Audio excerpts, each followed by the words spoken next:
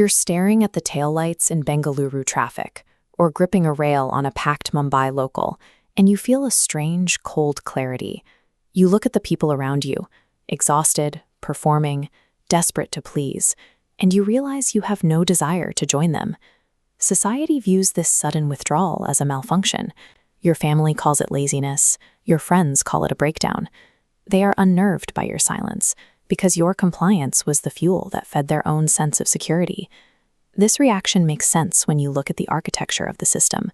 From the first grade, you are taught to sit still, follow instructions, and measure your worth by a grade assigned by an authority figure.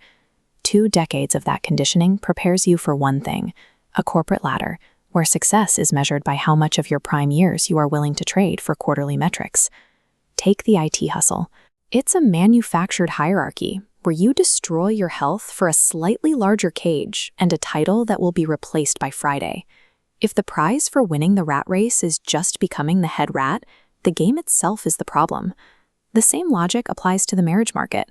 You're told to build a profile, improve your utility, and compete for validation in a system that prices your value like a commodity. You are trapped in a perpetual self-improvement loop for an audience that views you as a service provider rather than a human being. We call this legacy, but it's a long-term leash. You sacrifice the present for an imagined future of status symbols. Calculate the true invoice. That luxury car isn't a possession. It's a block of irreplaceable life hours traded to impress people you don't even like. This extraction only works if you remain desperate for their approval. The moment you stop performing, the entire machine loses its leverage.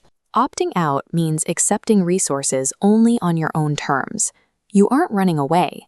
You are withdrawing your energy from a rigged negotiation. This is the tactical foundation of the ghost economy. By auditing your biological needs, discarding the manufactured ones, you realize the price of freedom is much lower than they want you to believe.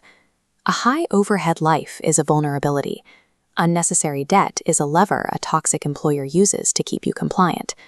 Reduce your needs to a baseline, and the power dynamic shifts.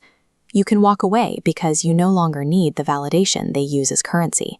You become a ghost in the machine, present by choice, absent when it serves you, and completely impossible to coerce. When the external noise stops, the internal war begins. For the first time, you are sitting in your own silence, and the voice inside your head starts to scream. You find yourself scanning your own thoughts for flaws.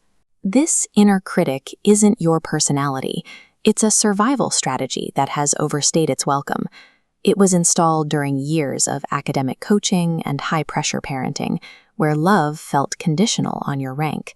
You learned that being perfect was the only way to avoid being in trouble, so you became your own harshest judge to stay safe. By adulthood, this shows up as a preemptive strike. You replay a 3-second mistake for 48 hours, believing that if you beat yourself up first, the world's rejection won't have any power left. To a nervous system hardwired for stress, peace feels like a foreign country. A calm evening feels like the silence before an explosion. This is why you sabotage your own success. You pick a fight or miss a deadline to end the suspense. You recreate the chaos because you haven't learned to trust the quiet. This critic is actually a terrified protector. It's an old messenger standing in the rain, trying to keep you safe using the only tools it was ever given: shame and fear. You don't win this war by fighting. You win by listening to the fear, stepping off the battlefield, and allowing your nervous system to recalibrate. Your nervous system is upgrading from civilian software to strategic hardware. What society calls a breakdown, every sovereign mind in history recognizes as a restructuring. You notice a professional in Mumbai who used to over-explain his work, suddenly leaving at 6 p.m. sharp, unbothered by passive-aggressive remarks. Or the woman in Delhi who stops organizing her friend group's life, only to watch the group chat go silent. This isn't rejection. It's a spontaneous purge of relationships built on your utility rather than respect. You see a man in Bengaluru staying in on Friday nights. His friends call him boring, but he's using that silence to build a side project that will eventually replace his salary. He is becoming comfortable ruling an empty room, a state where his confidence is no longer borrowed from applause. Then comes emotional detachment. You observe a boss trying to use guilt the way a general observes a distant battlefield, with calm calculation. You've realized your emotional energy is a finite resource, and you've stopped spending it on situations that offer zero return.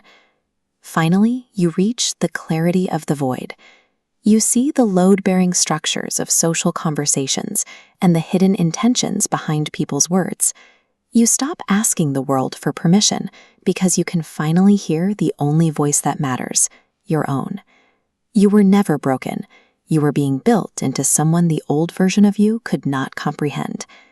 You are walking away from the noise with a quiet certainty that you owe the world nothing, and you owe yourself the privilege of owning your own life.